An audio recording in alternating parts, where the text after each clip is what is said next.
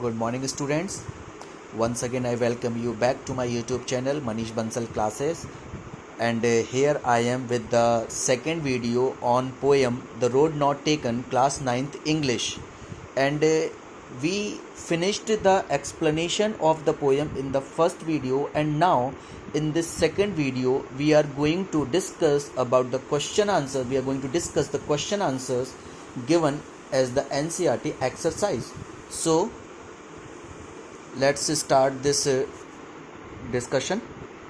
First of all, the first question here, I am going to read it, and you also have to think about this about the answer according to the explanation of the poem.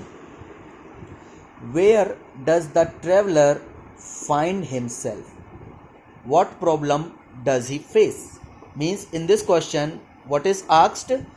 Where is traveler and what is the problem in front of the traveler? So as you remember, he was in a wood. Wood means in a forest. So he was in a yellow wood. He was standing in a yellow wood. And what was the problem there?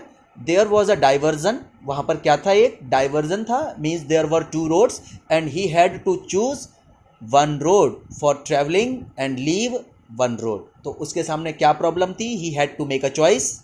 उसके पास क्या problem है? उसको एक choice करनी है. उसको एक चॉइस, एक रोड चुननी है और उस पर उसको ट्रेवल करना है. So he chooses which road?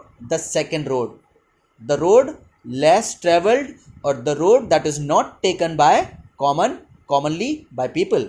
So I hope the first answer is clear to you. Where does the traveler find himself? Traveler finds himself in a yellow wood or in a forest at a diversion. And what problem does he face? He has to choose any one of the road. Now, let us come to the second question. We have to explain these phrases. What is the meaning of these phrases? Since this is a very symbolic poem, Robert Frost की poems हमेशा symbolic होती हैं, written in a very simple English but has a deep meaning. So a yellow wood, the first phrase is yellow wood. Yellow wood here means a forest. Forest means क्या होता है? एक जंगल, जहां पर क्या होती है? येलो लीव्स का मतलब क्या है? येलो लीव्स जब पेड़ से पत्तियां नीचे गिर जाती हैं तो कुछ समय बाद वो पीली पड़ जाती हैं. तो येलो वुड का मतलब क्या है? It is a time of autumn. ये किसका समय है? पतझड़ का समय है.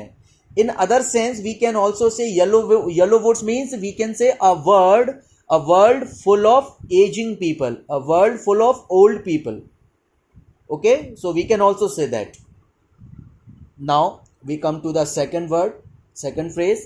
It was grassy and wanted wear. Just read this very carefully, understand this very carefully because it is a much asked question. It was grassy and wanted wear. That means we are talking about the second road. वो grassy थी. Grassy means वो हरी भरी थी, उस पर grass थी. And wanted wear. Wanted wear, देखिए मैं आपको यहां पर एक वर्ड दे रहा हूं, वॉन्टेड, और एक वर्ड है वियर. आपने अभी तक वॉन्टेड का एक ही मीनिंग पढ़ा होगा, चाहिए, विश. ये मुझे, I want this car, I want that toy. तो यहां पर वॉन्ट का मतलब चाहिए नहीं है. मैं आपको वॉन्ट का एक मीनिंग बता रहा हूं. वॉन्ट का मतलब होता है लैक. क्या होता है वॉन्ट का? Means lack. आपने लैक वर्ड अच्छे से पढ़ा होगा. इसका मतलब होता है कमी. What is the meaning of lack? Want, lack. और लैक का मतलब क्या होता है? इनसफिशिएंट या कमी. और वियर का मतलब होता है टूट फूट, खराबी. आपने वर्ड सुना होगा साइंस में, wear and tear. Wear and tear मतलब टूट फूट हो जाना, किसी चीज में खराबी होना. तो वांटेड वियर मीन्स उसमें किस चीज की वांटेड मतलब कमी थी? टूट फूट की कमी थी. उस रोड में खराबी नहीं थी. उस रोड में किस चीज की कमी थी? टूट फूट की कमी थी. इसका मतलब वो रोड लगभग नहीं थी. It was almost new, it was grassy.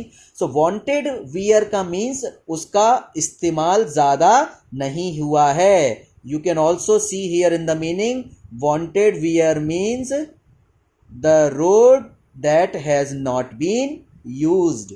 यानी कि वो रोड ऑलमोस्ट न्यू है.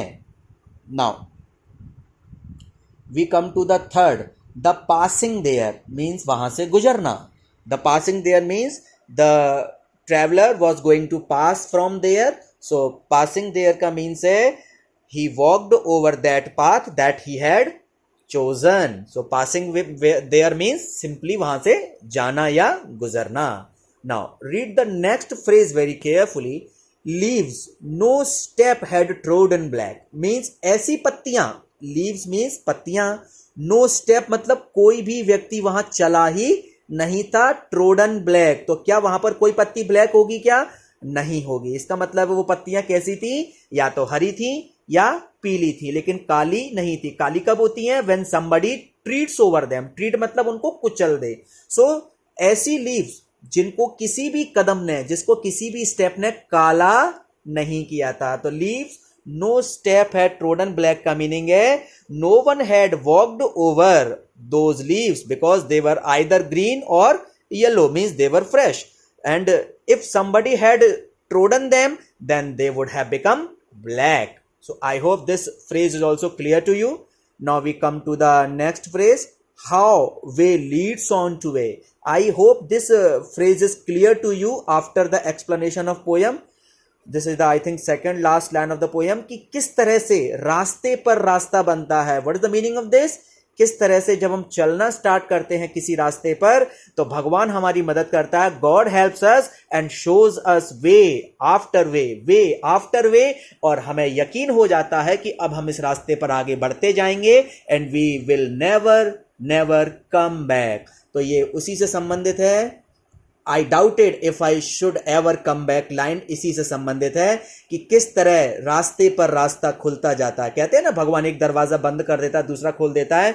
यहां पर तो भगवान एक रास्ते को खत्म करता है तो वहीं से दूसरा रास्ता स्टार्ट कर देता है. This is the sense, this is the meaning of this phrase. I hope this is also very much clear to you.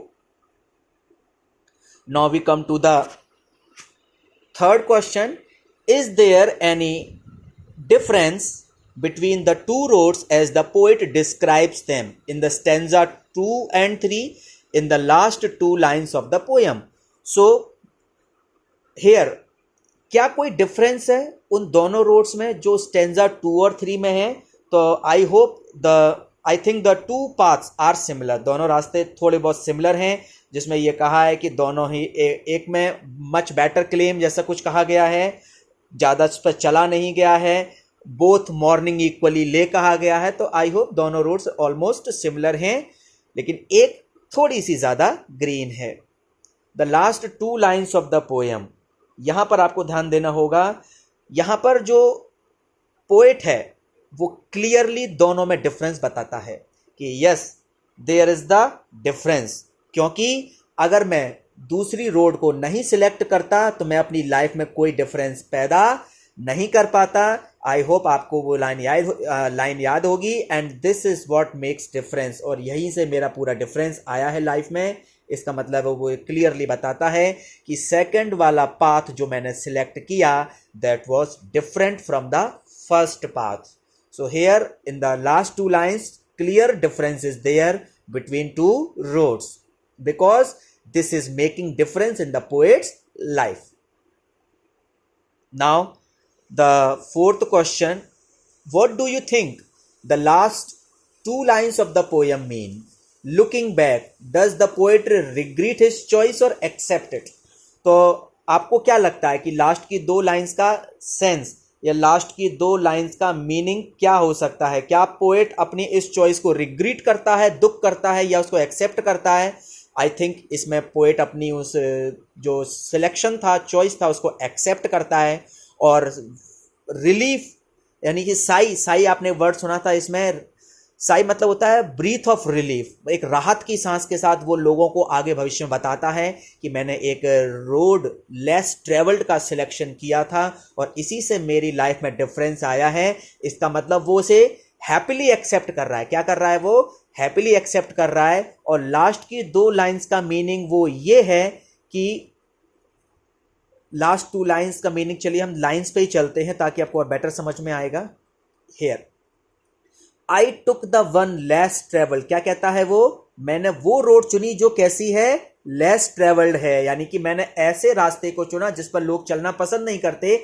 इसका मतलब है मैंने डॉक्टर, इंजीनियर, लॉयर्स और बिजनेसमैन ये सब बनना मैंने सिलेक्ट नहीं किया क्योंकि ये रोड लगभग हर व्यक्ति चलता है. This is a very much travelled road but I chose the road that is not travelled by many people that is becoming a poet. मैंने एक ऐसी रोड सिलेक्ट की जिस पर लोग चलना पसंद नहीं करते हैं, और वो रोड कौन सी है? Becoming a poet. And this choice has made all the difference, और इसी से मेरे लाइफ में पूरा डिफरेंस आया है। तो इसका मतलब है पोएट ये कह रहा है कि हमें हमेशा रोड लेस ट्रेवल्ड को सिलेक्ट करना चाहिए अगर हम अपनी लाइफ में कुछ डिफरेंट करना चाहते हैं, अदरवाइज हम भी उन्हीं ऑर्डिनरी लोगों की भीड़ में शामिल हो जाएंगे।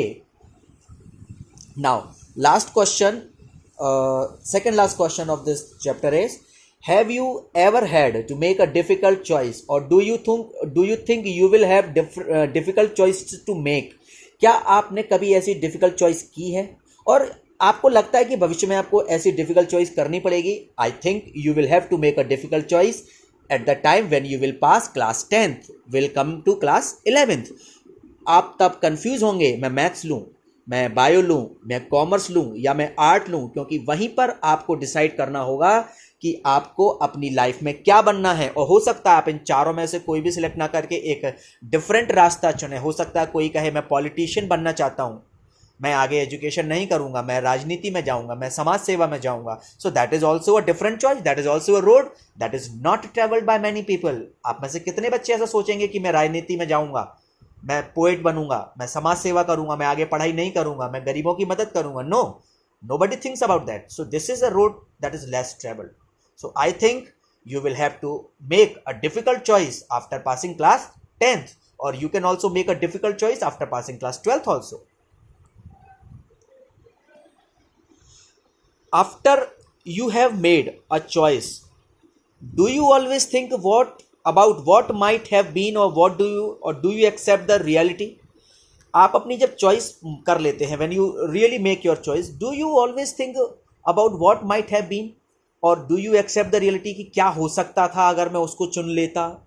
और आप कहते हैं ठीक है, okay, the choice has been done, that is done, I accept the reality, I will move on this new path that I have chosen. So आप क्या करते हैं? क्या आप पुरानी बातों के लिए मन में दुख रखते हैं? Do you very much become nostalgic? Nostalgic means remembering old things. So और you live in the reality, live in the present and do what is before you. So you have to think about that and you have to answer according to your own mind. So I hope all these questions are very much clear to you. I have helped you in whatever way I could. So let's finish this video. Thank you very much. I hope you like this video. So subscribe this channel. Thank you very much.